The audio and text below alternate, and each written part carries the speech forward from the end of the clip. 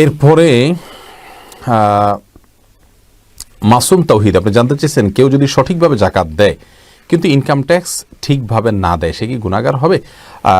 Income ট্যাক্সের বিষয়টি জটিল। আসলে যেভাবে ইনকাম ট্যাক্স নিয়ে থাকে সারা বিশ্বের বিভিন্ন দেশেই, এইভাবে ইনকাম ট্যাক্স নেওয়াটা ইসলামী শরিয়ার দৃষ্টিকোণ থেকে জায়েজ নাই, এটা হলো মূল কথা। কিন্তু আমাদের বিভিন্ন রকমের সার্ভিস যে আমরা পেয়ে থাকি, এই পদ্ধতিতে নেওয়া যায় না, সেটা আগেই বলেছি। কিন্তু আমাদের থেকে যে ট্যাক্স সরকার নিয়ে থাকে, সেই ট্যাক্সের একটা বড় অংশ ব্যয় করে থাকে সরকারের সাধারণ যে ব্যয়ভার সেগুলো নির্বাহ করার জন্য, সেগুলো আমাদের সার্ভিসের জন্যই তারা নিয়ে থাকে। সেই জায়গা থেকে এটাকে সম্পূর্ণরূপে অযৌক্তিক বলা যায় না। তবে হ্যাঁ, যেভাবে তারা নিচ্ছেন, যে যত কামাই করবে সেই পার্সেন্টেজ হারে তাকে দিয়ে যেতে হবে, এটা অন্যায্য এবং ইসলামের দৃষ্টিকোণ থেকে গ্রহণযোগ্য নয়। কিন্তু তাই বলে এটা না দিলে কেউ কবিরা গুনাহে লিপ্ত হয়ে যাচ্ছেন এমনটি বলা কঠিন। কিন্তু ইনকাম ট্যাক্স যদি কেউ না দেন, তাহলে তিনি মিথ্যার আশ্রয় নেন, প্রতারণার আশ্রয় নেন, এরকম যদি হয়, তাহলে তিনি তো অবশ্যই এই ট্যাক্স ফাঁকি দিয়ে প্রতারণার শিকার, মানে প্রতারণা আশ্রয় নিতে হচ্ছে, সেটা অবশ্যই তিনি গুনাহের কাজ করছেন। এরপরে আবু তাহের খান আপনি আইডি থেকে জানতে চেয়েছেন, আমি প্রবাসী, এশার নামাজের পর তাহাজ্জুদ নামাজ পড়ে থাকি, তা সঠিক কি না? এশার নামাজের পর তাহাজ্জুদ পড়া যায়, আমরা অনেকেই জানি না। তাহাজ্জুদের জন্য অনেকে মনে করে যে ভোর রাত জরুরি, ভোর রাতে তাহাজ্জুদ পড়লে বেশি উত্তম, সন্দেহ নাই। কিন্তু এশার সালাতে সালাম ফেরানোর পর থেকে কিন্তু আপনি তাহাজ্জুদের নিয়তে সালাত পড়তে পারেন, 2 রাকাত করে আপনি যত খুশি সালাত পড়লেন, এরপরে বিতির পরে আপনি শুয়ে গেলেন।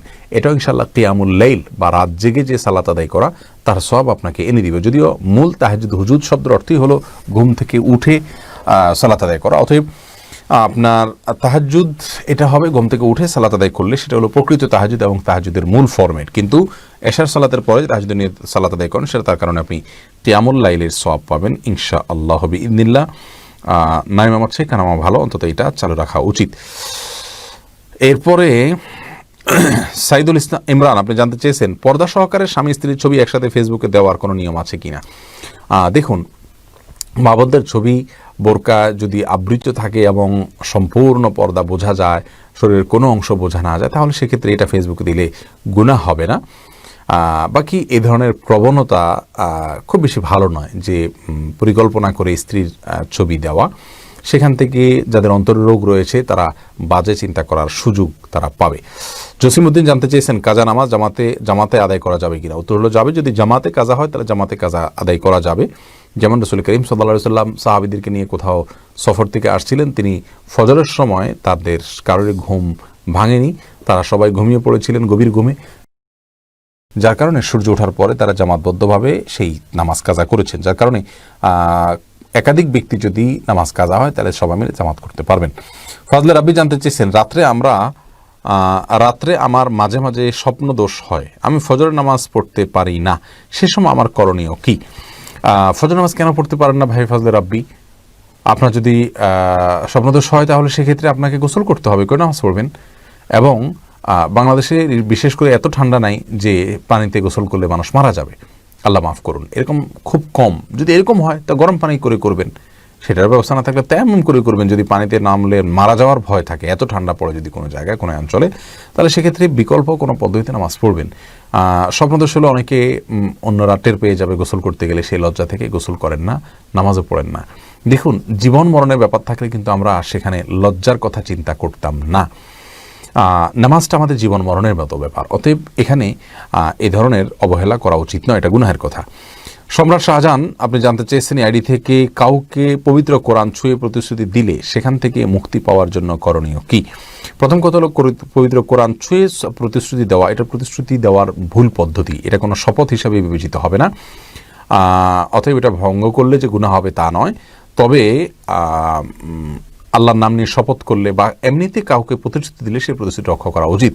ওয়াদা খেলাফ করা এটা ইমানদারের জন্য উচিত নয়। যদি তিনি ন্যায়সঙ্গত ওয়াদা করে থাকেন, কোনো অন্যায় কাজের ওয়াদা না করে থাকেন, তাহলে সেক্ষেত্রে সেই ওয়াদা পূরণ করার জন্য তার সচেষ্ট থাকা উচিত। সোহাগ আপনি আইডি থেকে জানতে চান, অতীতের কাজা নামাজ কিভাবে আদায় করব? আপনি চেষ্টা করবেন এক ওয়াক্ত করে পড়ার, এবং যেটা আগের সেটা আগে, পরেরটা পরে, এরকম করার চেষ্টা করবেন। একাধিক ওয়াক্ত গেলে নিয়ত করবেন যে প্রথম যে ওয়াক্ত বাকি আছে প্রত্যেক নামাজে প্রথমটা নিয়ত করবেন। কারণ কথার কথা আপনার 10 ওয়াক্ত জোহর গেছে কাজা, তাহলে আপনি প্রথম জোহর যেটা আমার কাজা রয়েছে এরকম নিয়াত করবেন, এরপরেরটাকেও প্রথম নিয়াত করবেন। কারণ হলো একটা যখন পড়ে ফেলেন তাহলে পরবর্তীটা প্রথম হয়ে গেল, এভাবে প্রত্যেকটাকে আপনি প্রথম নামাজ এই নিয়ত রেখে সালাত আদায় করবেন। এরপরে সোহেল জান্নাত জানতে চেয়েছেন, মুসাফির অবস্থায় নামাজ কাজা গেলে তা কিভাবে আদায় করব?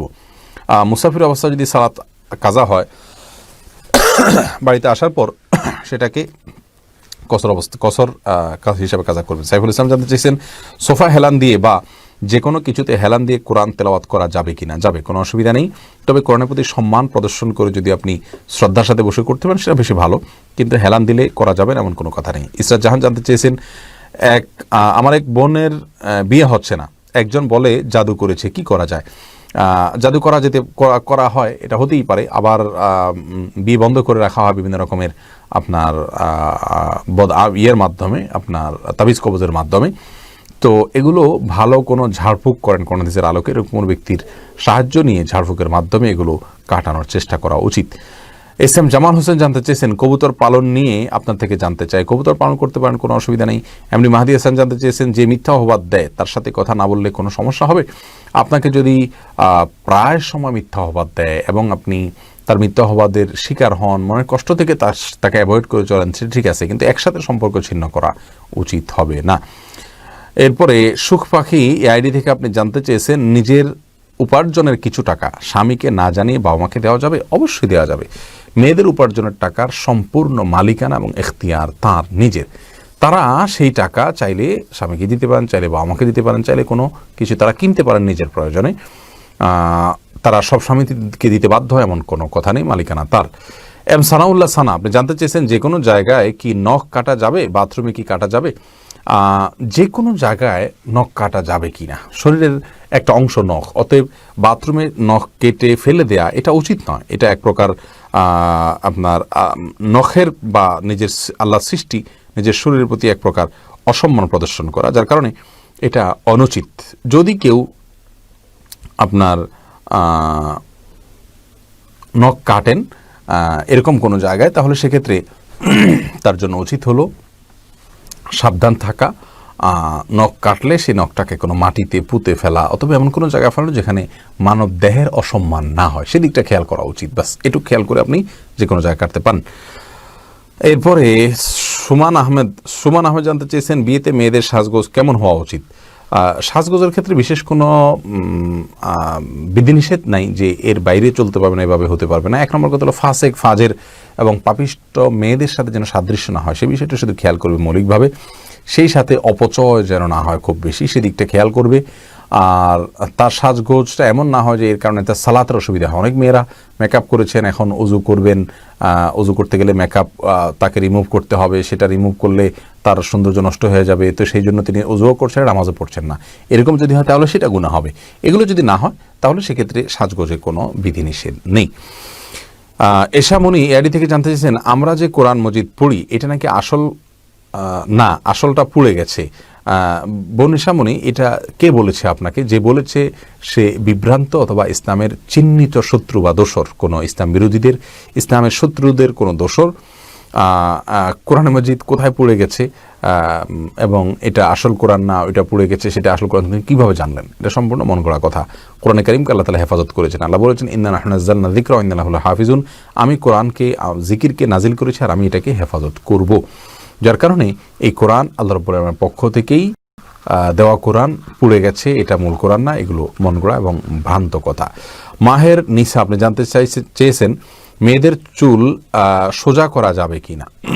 যদি ফাসিক বা পাপিষ্ট কোনো নায়িকা, গায়িকা, এ ধরনের কোনো বাজে, যাদের মধ্যে আল্লাহর ভয় নেই, তাদের স্টাইল ধারণ করার জন্য করেন তাহলে সেটা জায়েজ নেই। আর এমনিতে সৌন্দর্যের জন্য যদি আপনি সোজা করেন হালকা পাতলা, তাহলে কোনো অসুবিধা নেই।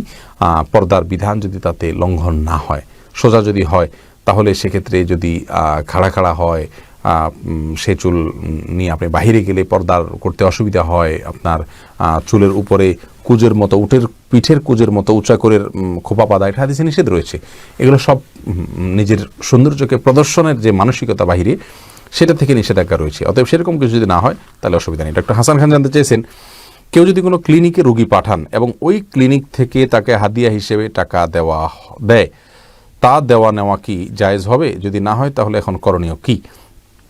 কেউ যদি কোনো ক্লিনিকে রোগী পাঠান, হ্যাঁ, সেক্ষেত্রে ক্লিনিক থেকে তাকে হাদিয়া দেওয়া হয়, সেটা তার জন্য নেওয়া জায়েজ হবে এই শর্তে যে এই রোগীকে তিনি রেফার করেছেন এটা তার পেশেন্ট নয়। অর্থাৎ রোগী থেকে যদি তিনি কথার কথা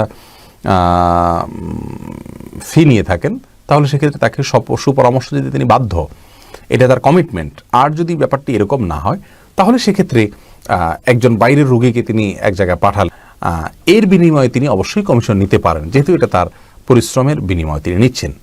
আর যদি রোগীটা তার কাছে পেশেন্ট হয়ে গেছে, এখন তাকে প্রেসক্রাইব করেছেন তিনি কোনো জায়গায় যাওয়ার জন্য, তাহলে এই প্রেসক্রাইবের বিনিময়ে টাকা নেওয়া এটা জায়েজ নাই।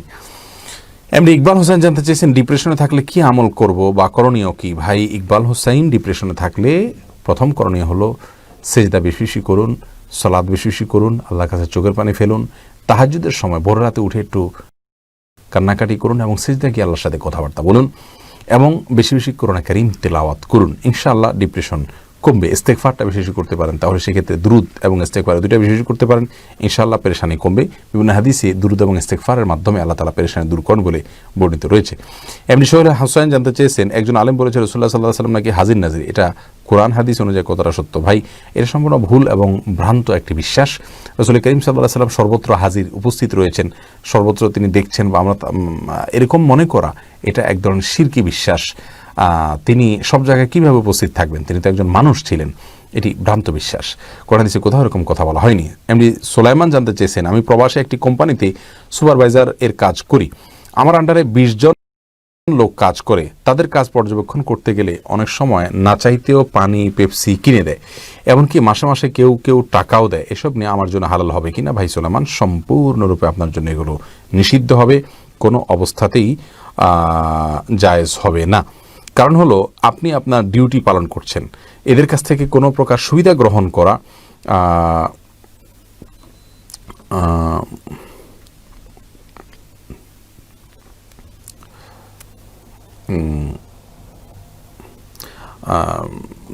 ইয়েতে আপনার যদি সে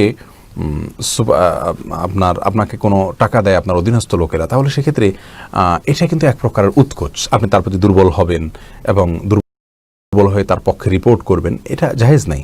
আর সবচেয়ে বড় কথা হলো আপনাকে কোম্পানি দায়িত্ব দিয়েছে, সে দায়িত্ব পালন করছেন, আপনি সাইড ইনকাম যেটা করছেন সেটা জায়েজ না। রাসূল করিম সাল্লাল্লাহু আলাইহি ওয়াসাল্লাম একটা বিখ্যাত হাদিস এক্ষেত্রে রয়েছে, সহিহ বুখারীতে বর্ণিত হচ্ছে, আপনারা অনেকেই জানেন, এর আগে আমরা বিভিন্ন প্রোগ্রামে বলেছি যে এক ব্যক্তিকে রাসূল আকরাম সাল্লাল্লাহু আলাইহি ওয়াসাল্লাম যাকাত কালেকশন করতে দিয়েছেন, তিনি যাকাত কালেকশন করে এনে বললেন ইয়া রাসূলুল্লাহ, যার কাছ থেকে যাকাত এনেছি তিনি এই টাকাটা দিয়েছেন আপনার বাইতুল মাল বা রাষ্ট্রীয় কোষাগারের জন্য, আর এটা আমাকে দিয়েছেন পার্সোনালি।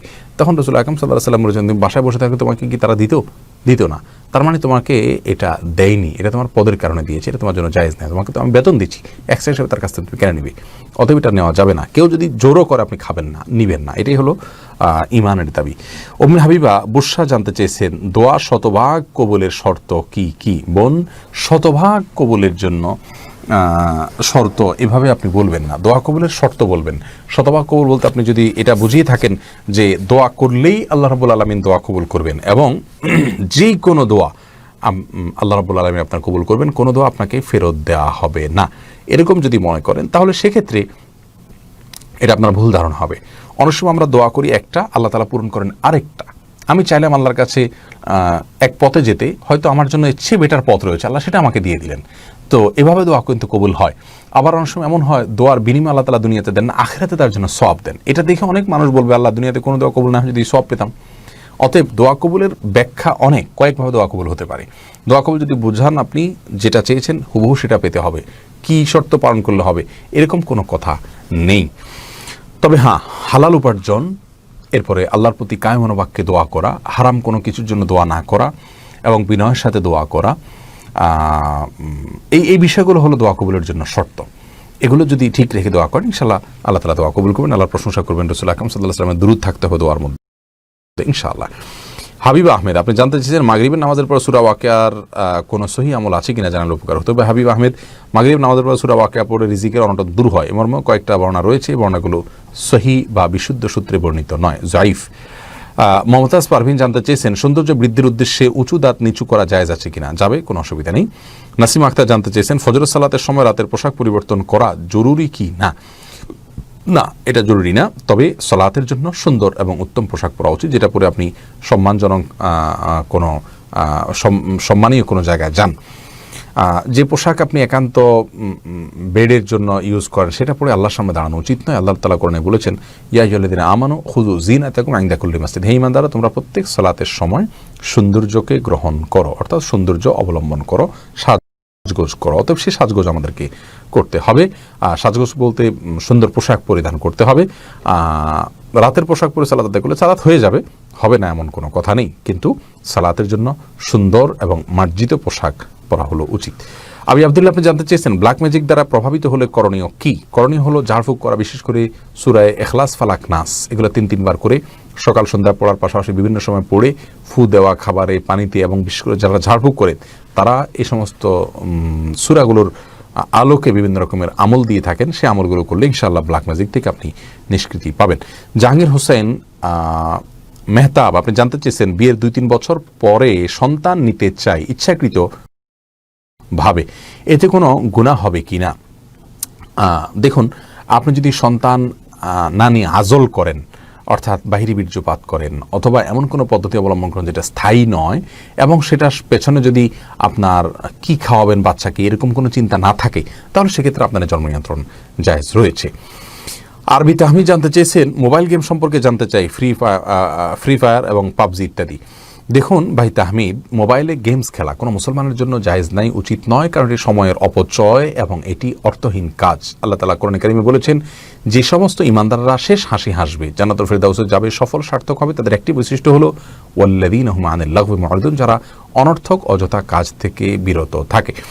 তো মোবাইল যদি কেউ গেমস খেলেন তাহলে সেটা অনর্থক কাজে লিপ্ত হওয়ার শামিল, এবং এর কারণে তিনি গুনাহগার হবেন। অতএব মোবাইলে যে কোনো ধরনের গেমস যেগুলো প্রচলিত আছে, এই ধরনের গেমস থেকে আমাদেরকে বেঁচে থাকার চেষ্টা করতে হবে, এর ফলে আমরা গুনাহে লিপ্ত হয়ে যাব। আর ফ্রি ফায়ার বা পাবজি, বিশেষ করে পাবজির ক্ষেত্রে আমরা জানি যে এই ধরনের গেমসগুলো বেশিরভাগ ক্ষেত্রে এগুলোর মধ্যে শিরক এবং শিরকের যে চর্চা সেটা রয়েছে, যার কারণে সেগুলো ব্যবহার করা বা সেগুলো খেলা আরও কঠোরভাবে নিষিদ্ধ এবং হারাম হবে। বিশ্বাসের সাথে আপনার ইমানের সাথে হেঁয়ালিপনা বা ছেলেমি এটা চলবে না, এজন্য এটা থেকে আরও সতর্কভাবে বেঁচে থাকতে হবে। বোরহানুদ্দিন আব্দুল্লাহ জানতে চেয়েছেন মনে মনে কোনো নির্দিষ্ট একজন নারীকে পছন্দ করে তাকে আল্লাহর কাছে চাওয়া যাবে কিনা। এই বিষয়ে আমাদের ভিডিও রয়েছে, পেজে আপনি দেখুন বা চ্যানেলে আপনি দেখুন, আমাদের ইউটিউব চ্যানেল আসুন্নাহ ফাউন্ডেশন লিখে সার্চ দিয়ে সেখানে দেখুন। নির্দিষ্ট কোনো নারীকে পছন্দ হলে তার সাথে কোনো প্রকার সম্পর্ক করা ছাড়া আল্লাহর কাছে দোয়া করতে পারেন, তবে উত্তম দোয়া হলো আল্লাহ আপনি যার সাথে আমার কল্যাণের মনে করেন তার সাথে বিয়ে বন্ধনে আবদ্ধ করে দেন, একে আমার পছন্দ হয়েছে, যদি আপনি আমার জন্য এখানে কল্যাণ রাখেন তাহলে আপনি বিয়েকে সহজ করে দেন, এভাবে দোয়া করবেন। তারান্নম শবনম জানতে চেয়েছেন ইউটিউবে রান্নার রেসিপি দিয়ে ইনকাম করা হালাল হবে কিনা। যাবে, পর্দার যদি বিধানগুলো লঙ্ঘন না করেন তাহলে সেক্ষেত্রে করা যেতে পারে, তবে ইনকাম যদি আপনি অ্যাডসেন্স করে উপার্জন করেন সেটা আবার জায়েজ হবে না। হারিস ইসলাম জানতে চেয়েছেন নামাজের পর কি আমল করতে পারি। 5 ওয়াক্ত নামাজের পর কিছু দোয়া নবী সাল্লাল্লাহু আলাইহি সাল্লাম থেকে বর্ণিত হয়েছে, কিছু জিকির বর্ণিত হয়েছে, ছোট দোয়ার একটা কার্ড আমাদের রয়েছে আসুন্নাহ ফাউন্ডেশন থেকে, সেটা আপনি আমল করতে পারেন, এবং আপনার এই বিষয়ে আপনার বিভিন্ন রকমের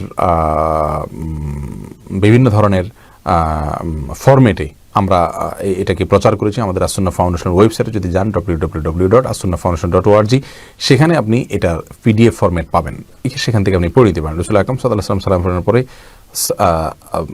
বুখারী বর্ণনা অনুযায়ী একবার আল্লাহু আকবার বলতেন, আবার বুখারীর একই বর্ণনাকারী আব্দুল্লাহ ইবনে আব্বাস রাদিয়াল্লাহু তাআলা আনহু অন্য বর্ণনা অনুযায়ী তিনি 3 বার ইস্তিগফার করতেন, আস্তাগফিরুল্লাহ আস্তাগফিরুল্লাহ আস্তাগফিরুল্লাহ, এরপর আল্লাহুম্মা আনতাস সালাম ওয়া মিনকাস সালাম তাবারাকাল জালালুল ইকরাম, এটা পড়তেন। একবার সূরা ইখলাস, সূরা ফালাক, সূরা নাস পড়তেন, একবার আয়াতুল কুরসি পড়তেন, এবং আরও বেশ কিছু দোয়া আছে সেগুলো পাঠ করতেন।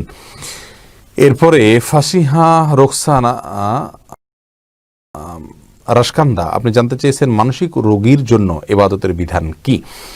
দেখুন, মানসিক রোগের মাত্রাটা দেখতে হবে যে কোন পর্যায়ের মানসিক রোগ। মানসিক রোগী বলতে যদি একেবারেই আপনার এমন হন যে তার মস্তিষ্ক বিকৃত, তাহলে সেক্ষেত্রে তার জন্য শরীয়তের কোনো বিধিবিধান নেই। কারণ রাসূল করিম সাল্লাল্লাহু আলাইহি ওয়াসাল্লাম একটি হাদিসে বর্ণিত হয়েছে যে 3 ব্যক্তি থেকে কলম উঠিয়ে নেওয়া হয়েছে, অর্থাৎ তাদের কোনো কিছু লেখা হয় না। তার ভিতরে এক ব্যক্তি হলো আল মাজনুন, মানসিকভাবে যে ব্যক্তি অসুস্থ অর্থাৎ পাগল, বিকৃত মস্তিষ্ক যিনি, তিনি যতক্ষণ পর্যন্ত তিনি সুস্থ না হন ততক্ষণ পর্যন্ত তার কোনো হিসাব লেখা হয় না।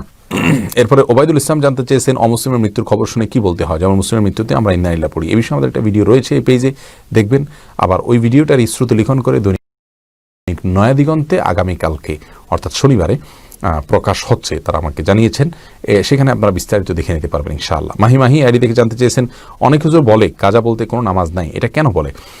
দেখুন, এটা নিয়ে দুটি মত রয়েছে আসলে। যারা বলেন কাজা বলতে কোনো নামাজ নেই, এটা এভাবে বলা তো আসলে সঠিক নয়। বাবু কাজাইল ফাওয়ায়েদ, এটা সমস্ত ফোকায়ে কেরামের কাছে এরকম অধ্যায় তারা রচনা করেছেন সমস্ত ফোকায়ে কেরাম, অর্থাৎ ছুটে যাওয়া নামাজ কিভাবে পড়বে। তবে হ্যাঁ, অমরই কাজা যেটাকে বলা হয়, জীবনে অনেক নামাজ ছুটে গেছে, সেটা পড়া লাগবে কিনা, অনেক ওলামায়ে কেরাম বলেন যে না, এটা পড়া লাগবে না। বিশেষ করে সৌদি আরবের আলেমদের অনেকে বলেন এটা পড়া লাগবে না, তার কারণে তারা মনে করেন যে সালাত ইচ্ছাকৃত ত্যাগ করলে সে কাফের হয়ে যায়। আর কাফের ব্যক্তি নতুন করে সালাত শুরু করা মানে নতুন করে ঈমান আনা। তো নতুন করে ইসলামে যদি আসে তাহলে তার আগেরগুলো মাফ হয়ে যায়। ইসলাম ইয়াহদু মা কানা ক্বাবলা, হাদিসে আসছে ইসলাম গ্রহণ করলে আগেরগুলো সব মাফ, যার কারণে তার নতুন করে সালাত পড়লেই হবে, আগেরগুলো আর পড়া লাগবে না। তবে এই যে মত, এই মতটি আপনার রাসূল করিম সাল্লাল্লাহু আলাইহি সাল্লামের বিভিন্ন হাদিসের আলোকে আমার কাছে খুব বেশি শক্তিশালী মনে হয় না। বরং এই মতটি মেনে নিলে তাহলে যতদিন তিনি নামাজ পড়েন নাই তাহলে স্বামী স্ত্রীর মধ্যে সম্পর্ক ছিন্ন হয়ে যাবে। স্ত্রী নামাজি হয় আর স্বামী বেনামাজি হয়, অথবা স্বামী নামাজি হয় স্ত্রী বেনামাজি হয়, তাহলে তাদের মধ্যে তালাক হয়ে যাবে। যদি যেহেতু নামাজ পড়ছেন না তিনি কাফের হয়ে যাচ্ছেন। বিশুদ্ধ মত এবং বেশি শক্তিশালী মত, এবং এটা আল্লামা আলবানী রাহিমাহুল্লাহর মত বটে, সেটা হলো যে ইচ্ছাকৃত নামাজ যদি কেউ ত্যাগ করেন, অপরাধ বোধ থাকে, তাহলে তিনি কাফের হন না। যেহেতু কাফের হন না, তাহলে সে নামাজ তাকে আবার পড়তে হবে। এ হলো কারণ। যারা মনে করেন সালাত ত্যাগকারী কাফের, তাদের মতে আর একটা কাজার ব্যাপার নাই। আর যারা মনে করেন কাফের না, তাদের মতে এটা কাজা করতে হবে।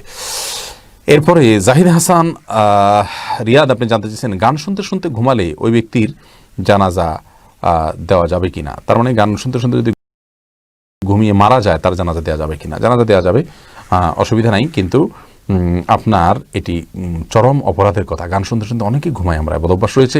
গান শুনতে শুনতে ঘুমানোর মানে হলো আপনি একটা হারাম কাজ করতে করতে আপনি ঘুমোচ্ছেন, যেটা কোনো অবস্থাতে জায়েজ নাই। ঘুম এটা মৃত্যুর সমান, আপনি এরপর আর উঠবেন কিনা জানেন না। অতএব আপনার শেষ কাজ একটা অপরাধ, এটা দিয়ে করতে করতে আপনি যাচ্ছেন, সন্দেহাতীতভাবে এটি কপাল পড়া হওয়ার লক্ষণ এবং আলামত।